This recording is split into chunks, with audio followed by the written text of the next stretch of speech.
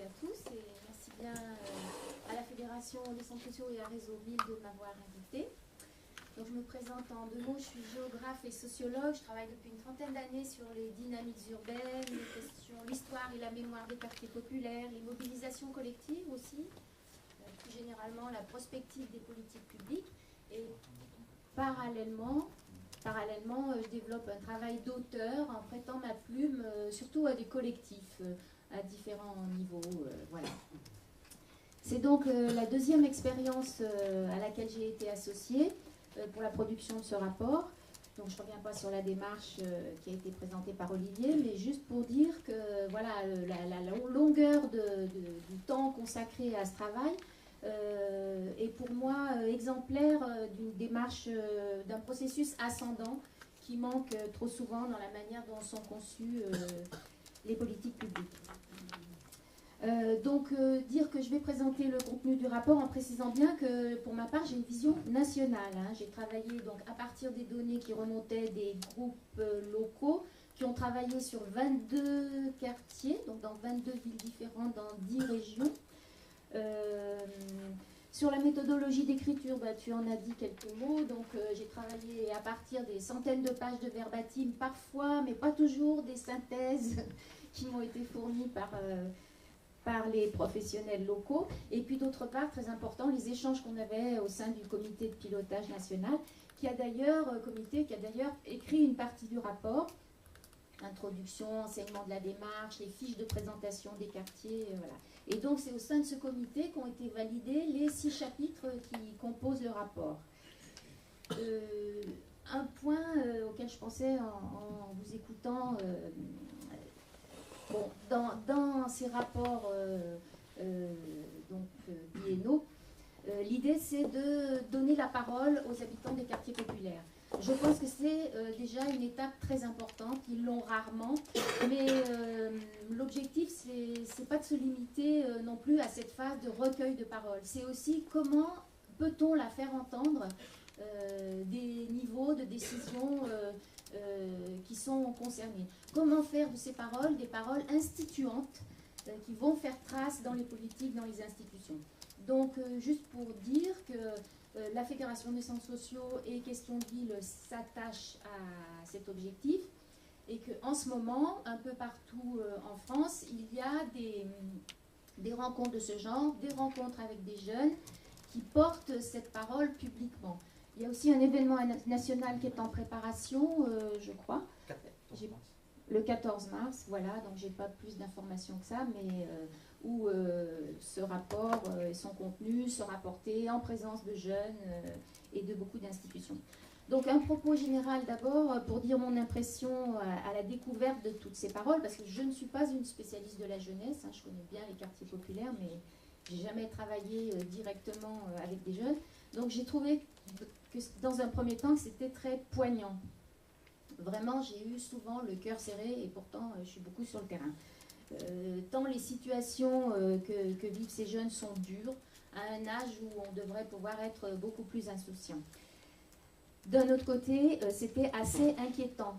Voilà, on peut dire que bien des grands débats qui ont été ouverts depuis le 7 janvier apparaissaient en filigrane dans le rapport et qu'on était tous conscients au moment où on l'écrivait de la gravité des propos qui étaient recueillis.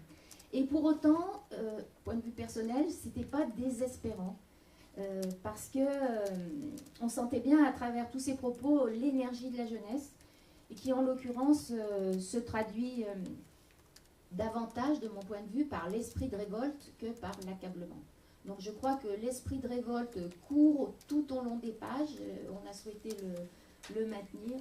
Et il en dit long sur le climat général qui prévaut aujourd'hui sur ces territoires et dans ces classes d'âge. Je ne sais pas si certains d'entre vous ont lu le rapport, j'espère que tout le monde ne l'a pas lu, sinon ça va un peu lasser mon bon propos, mais je ne vais pas tout raconter, je vais insister sur ce qui, moi, m'a paru important. Mais dire que le fait que les jeunes étaient accompagnés, donc comme tu l'as décrit, ça a certainement limité les effets de provocation qui sont propres à ces classes d'âge. Donc il y a des propos très forts, mais pour autant, je pense que ça a rarement été de la provocation gratuite. On a aussi fait très attention à essayer d'identifier ces paroles provocatrices pour pas forcément les retenir et vraiment être sur ce que les jeunes avaient réfléchi collectivement entre eux. Voilà, encore un mot de précaution, vous dire que ce qui fait beaucoup le sel de cet ouvrage, sa puissance émotive, ce sont vraiment les manières de parler et de penser des jeunes, auxquels on a voulu être le plus fidèle possible et dont je ne vais pas pouvoir rendre compte oralement ce soir. Donc je vous invite vraiment à le parcourir pour ressentir... Non, ce matin. Ce matin, le parcours? Non, on est ce matin. Ah oui.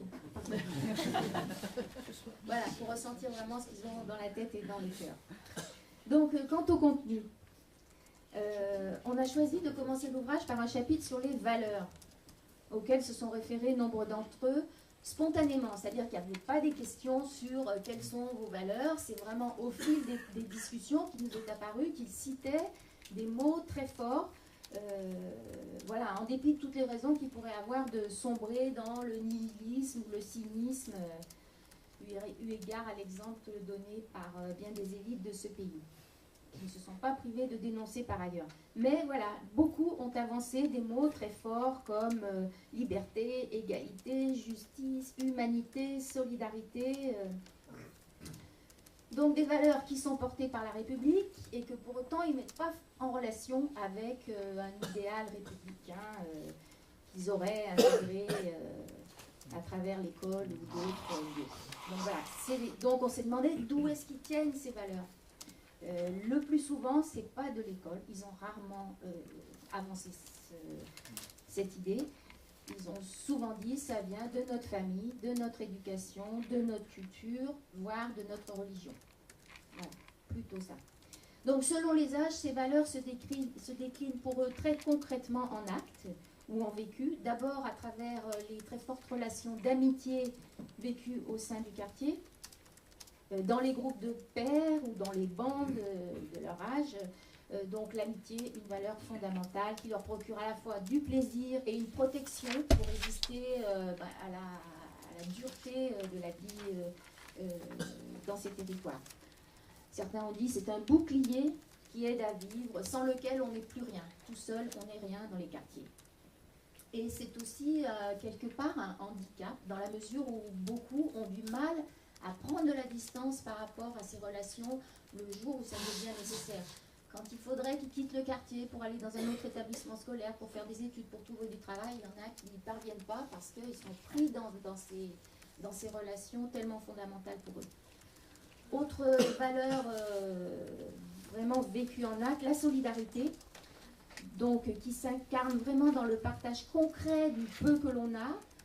Donc ils en ont parlé aussi bien entre eux que ce qu'ils voient au niveau des adultes. Donc le partage entre voisins, l'entraide beaucoup, on va aider des personnes âgées, on va aider ses voisins, la convivialité, la générosité, notamment au moment des événements festifs et dans le rapport à la nourriture. Donc ça c'est quelque chose qui nous a beaucoup frappé aussi. La nourriture revient beaucoup, bon c'est vrai que quand on est jeune, on a tout le temps faim, mais là il y a quelque chose de plus important, vraiment caractéristique des milieux populaires, quoi. Autour de la nourriture se joue de la relation sociale, hein, pour le dire très simplement. Enfin, ils ont très souvent exprimé leur sensibilité aux situations d'injustice vécues par les plus pauvres dans le pays, en appelant à la compassion, à la justice qui devait s'appliquer vis-à-vis des SDF, beaucoup en ont parlé, des mères isolées, des personnes âgées, des chômeurs. Voilà, ils ont beaucoup dénoncé les terribles inégalités de revenus qu'ils voient tout à fait à l'œuvre dans la société, les salaires indécents que perçoivent certains sportifs, certains hommes d'affaires, voilà. Une partie d'entre eux, c'est pas... enfin, il ne faut pas oublier de le souligner, s'impliquant d'ailleurs dans des actions bénévoles auprès des plus démunis, au travers d'actions organisées par les centres sociaux ou par telle association caritative ou cultuelle. Je sais que dans le Nord, par exemple, ils ont évoqué ce qu'ils faisaient à l'égard des sans-papiers ou des migrants. Voilà. Ils font des recueils vêtements, de nourriture, ils sont associés à tout ça. D'autres interviennent comme bénévoles dans les repas de quartier. Voilà, ils sont attachés à... C'est quelque chose qui les meut et à laquelle ils trouvent du sens. Alors, tous ces thèmes que je viens d'évoquer faisaient vraiment l'unanimité, quelles que soient les classes d'âge, quels que soient les genres. Et il y a une autre valeur qui est apparue, mais qui par contre faisait débat, c'est la question de la tolérance. Donc d'un côté, ils l'ont à la bouche, la tolérance, le respect. Elle est mise en avant pour expliquer combien au sein des quartiers on est pour la diversité, combien on est tous soudés, noirs, blancs, arabes, chinois, entre guillemets, on est habitués à vivre ensemble, on respecte les différences. Alors, c'est surtout vrai, m'a-t-il semblé, dans les grandes agglomérations, peut-être plus que dans les villes moyennes, où les différences culturelles ne sont pas toujours simples à vivre au sein des quartiers populaires. Voilà. Mais par contre, la tolérance, quand on creusait un petit peu, elle était nettement moins partagée sur la question des mœurs. La question des rapports filles-garçons, la sexualité, les mariages, l'homosexualité, voilà, à propos desquels les valeurs d'égalité et de liberté étaient vraiment mises à mal, nous a-t-il semblé. J'y reviendrai à propos des rapports filles-garçons. Autre sujet qui est pas du tout, qui relève pas du tout de la tolérance en acte, les débats qui ont porté sur certains groupes de population ostracisés dans certaines régions, notamment les Gitans, les Roumains, ou dans certaines grandes villes ou certains quartiers, les personnes toxicomanes, qui sont mal supportées, mal vues, qui font peur, etc. Voilà, donc on touche là, avec cette question sur la tolérance, le respect, aux nombreuses contradictions qui émaillent le rapport et qui, en fait, sont vraiment le reflet de ce qui est apparu pendant ces rencontres. C'est vrai que ce n'est pas très étonnant si on songe à l'âge des jeunes qui s'exprimaient. On est tous pétris de contradictions, eux peut-être plus encore, parce qu'ils ont moins avancé dans la vie que nous. En tout cas, on n'a pas voulu les gommer au fil de l'ouvrage. Deuxième chapitre, à propos duquel d'ailleurs ils ont exprimé des sentiments très contradictoires, le rapport au quartier. Donc c'était la question qui ouvrait souvent les rencontres, et du coup elle a fait l'objet de très longs développements sur bien des sites, pas parce qu'elle était la première question posée, mais parce que pour les jeunes ça prend une proportion énorme, quoi, la vie au quartier, puisqu'ils y passent l'essentiel de leur journée. Donc là on a vu se dessiner à travers tous leurs témoignages tous les effets de la ségrégation résidentielle et de l'enclavement auxquels sont soumis les populations qui vivent dans ces quartiers, avec deux effets opposés. D'un côté, les bienfaits de l'entre-soi, exprimés souvent à travers la métaphore familiale, c'est-à-dire le quartier, c'est comme une grande famille, et qui protège, qui rassure, qui procure les joies de l'habitude, de la familiarité. Un cocon, ont-ils dit, où on se sent bien, en dépit des violences qui font souvent irruption dans cet espace trop fermé, j'y reviendrai. Donc le quartier apparaît vraiment comme un prolongement de soi, donc c'est général à la jeunesse, hein, ça, un lieu auquel on s'identifie très fortement, que l'on va s'approprier et bien souvent défendre contre les incursions de ceux qui n'en sont pas. Donc phénomène de bande, affrontements interquartiers, rejet des journalistes aussi dans pas mal de villes. Donc c'est un phénomène propre à la jeunesse, mais qui en même temps est terriblement accentué dans ces quartiers populaires où on est à la fois réduit à être entre soi du fait des politiques de peuplement, et d'autre part dont on a du mal à sortir pour bien des raisons sur lesquelles je vais revenir. Et opposé à cet effet bienfaisant qui fait qu'on se sent à l'aise dans son environnement résidentiel, d'un autre côté, ils ont beaucoup parlé du poids du contrôle social qui règne dans ces territoires, qui va de pair avec l'interconnaissance et le repli sur un territoire restreint. Donc, tout le monde sait tout sur tout le monde, on est tous sous le regard des autres, et c'est particulièrement pénible à l'adolescence. Et on souffre aussi du poids des rumeurs. Donc ça, c'est quelque chose qui a été très largement évoqué. Les rumeurs qui courent dans les quartiers et qui peuvent vraiment pourrir la vie des jeunes comme des adultes. Ils ont beaucoup parlé aussi de leur ennui quotidien, enfermés qu'ils sont dans leur quartier ou leur petite ville, On avait quelques sites aussi en périurbain ou en milieu un peu plus rural. C'était encore pire. Voilà, donc il n'y a rien à faire pour les jeunes, on tourne en rond, c'est toujours la même chose.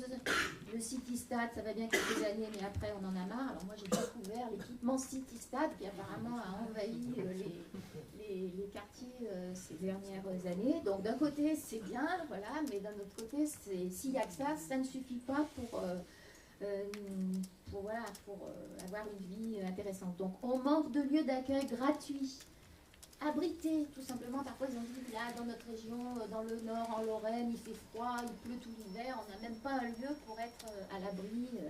Et des lieux d'accueil gratuits, voilà. C'est-à-dire, pas forcément où il y a de l'activité, mais où on peut se retrouver entre nous, parler.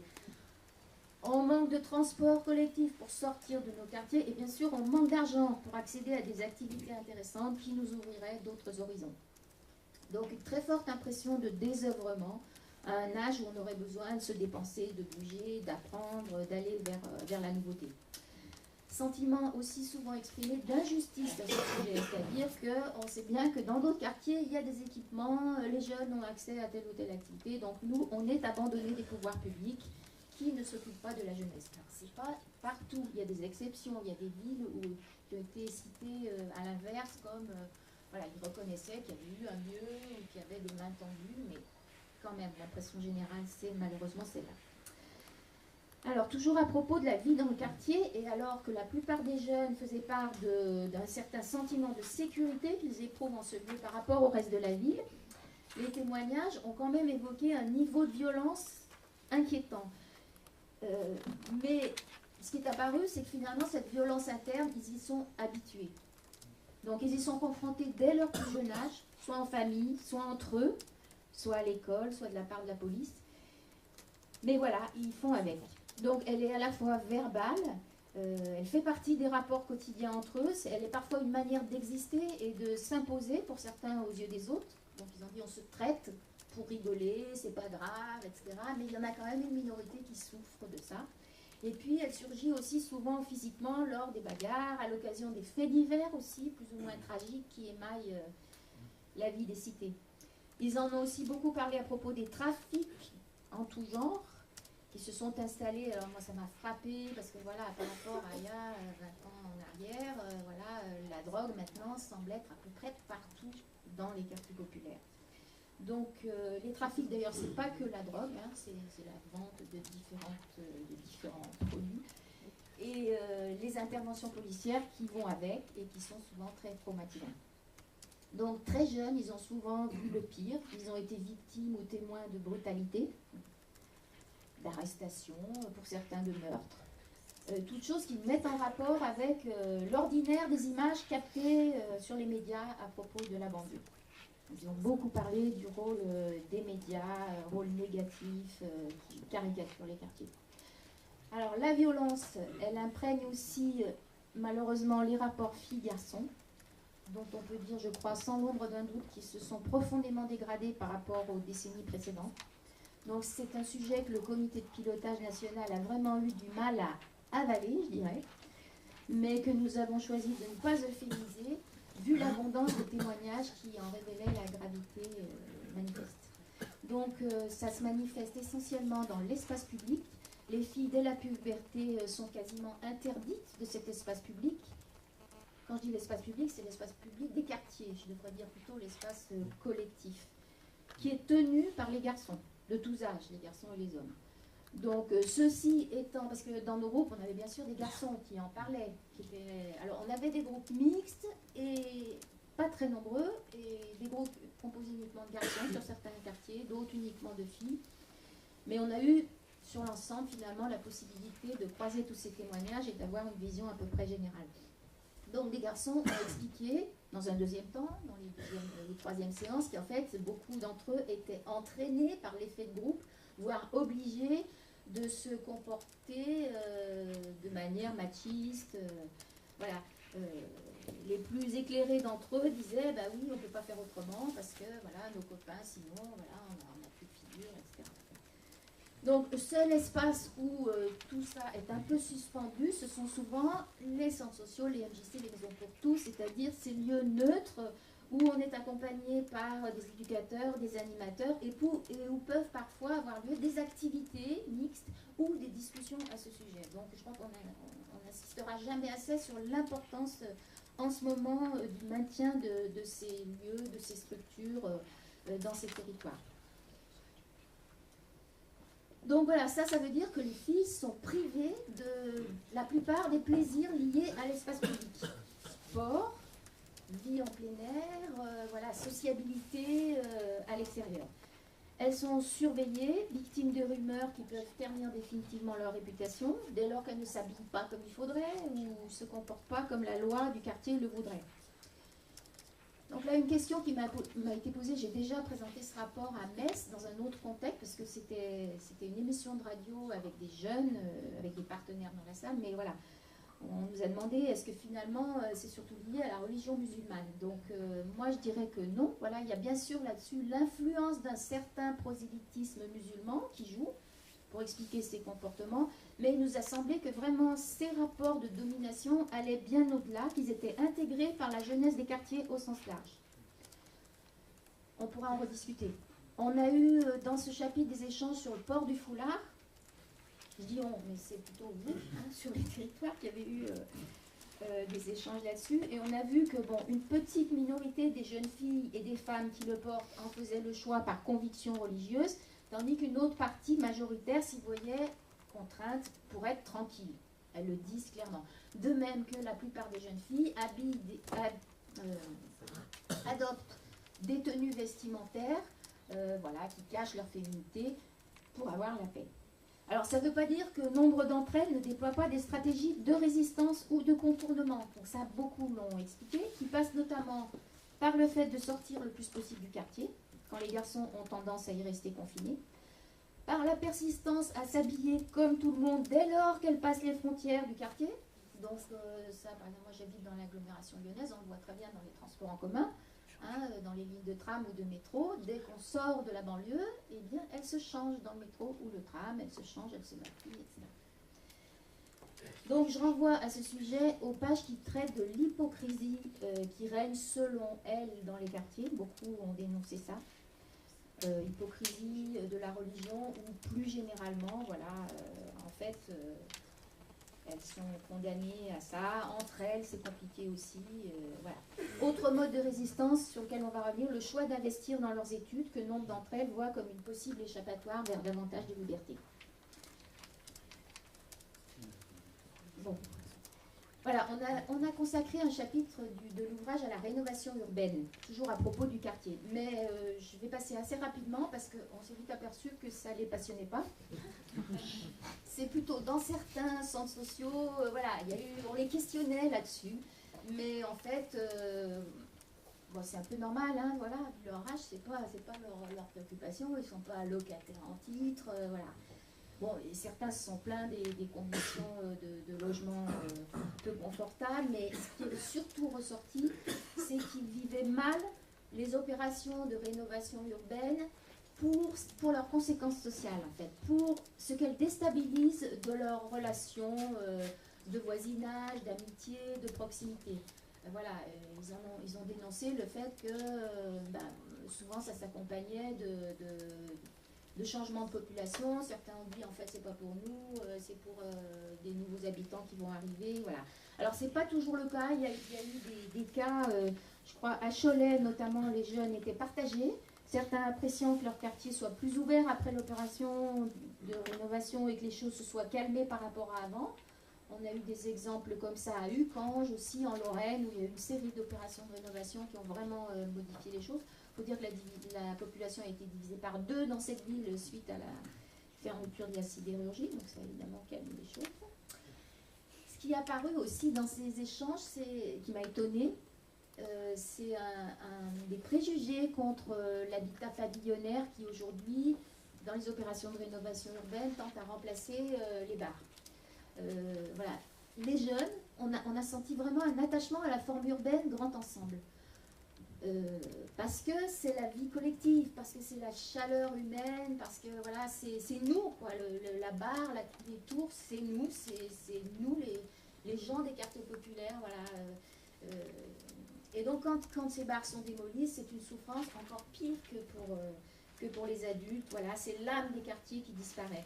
Et les pavillons dans lesquels sont souvent relogées les familles qui ont le plus de moyens quand même dans ces quartiers, eh bien, c'est le lieu d'un autre mode de vie auquel on n'est pas sûr de pouvoir accéder, qui fait un peu peur. Voilà, il y a des chiens dans les jardins, les gens se mettent derrière des grilles, ils ont peur de nous, etc. Donc, voilà, on a eu des témoignages de ce genre.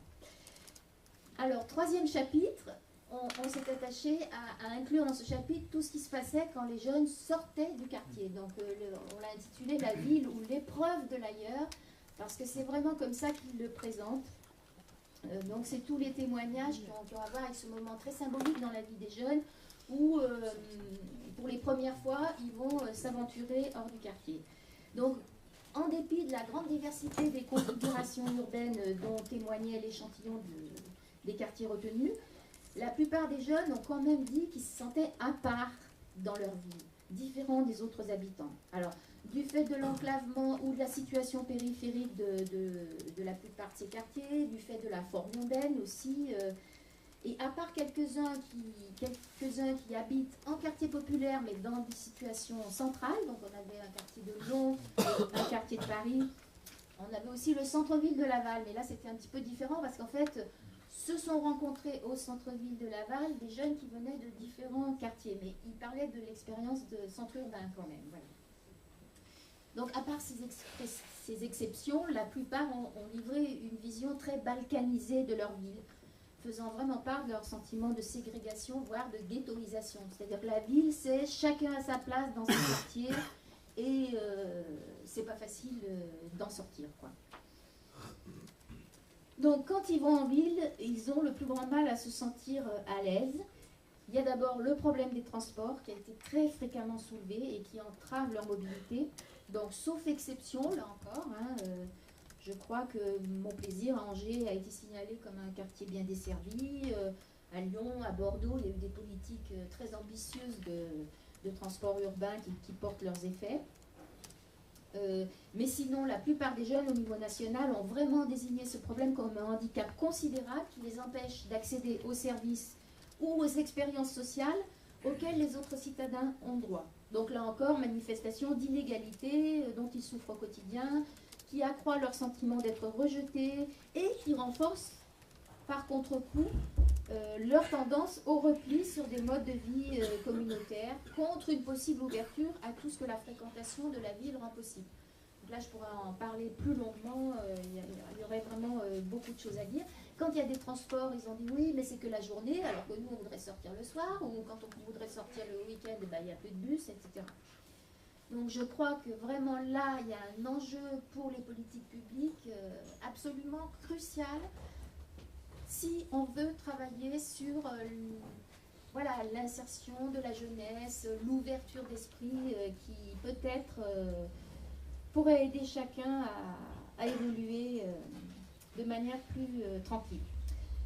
Alors, conséquence de cette faible mobilité qui est la leur, ils ont peur de la ville, des interactions qui s'y déroulent, de la fréquentation des inconnus, des regards qui sont portés sur eux. Alors, ça varie en fonction de l'âge. Évidemment, la peur est plus importante au début, quand on est plus jeune, et plus on est habitué, plus on surmonte cette crainte. Mais en gros, il y a un sentiment d'attraction, répulsion par rapport à l'ambiance urbaine. Voilà, à la fois on est libre en ville, on peut être anonyme, mais justement c'est ce qui fait peur.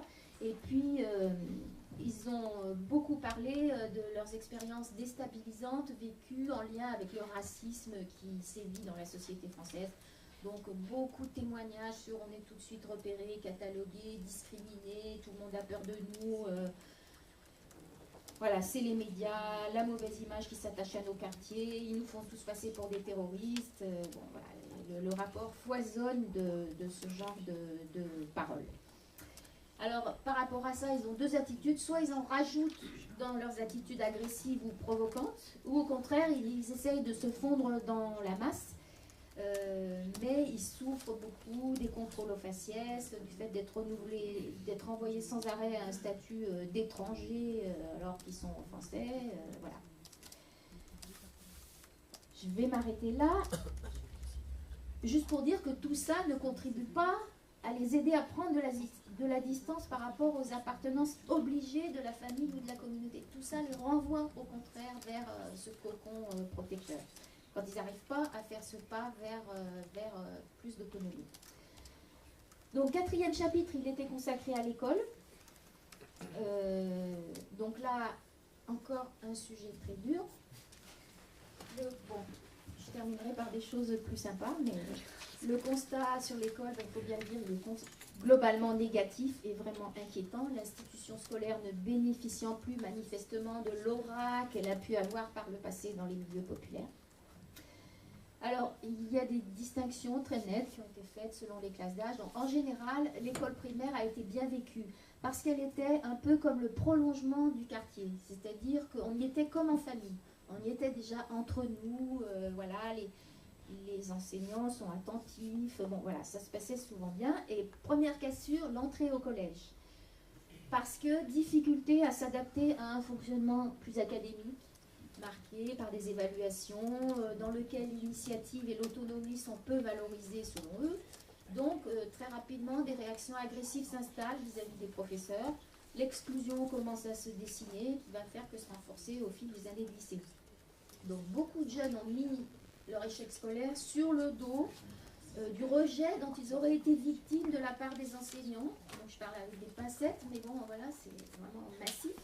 Enseignants accusés d'être injustes ou racistes dès la 6e, voilà, toutes leurs années. Bon, pas tous, évidemment. Hein. Il y avait une exception dans ce rapport qui m'a marqué de la part des jeunes de Clichy-sous-Bois, qui ont vraiment dit tout le bien qu'ils pensaient de leurs enseignants, dont bon nombre étaient issus de la banlieue. Donc on a senti comme, voilà, de la part des jeunes collèges et lycées, qu'ils s'identifiaient à ces enseignants-là et que du coup, ça se passait différemment.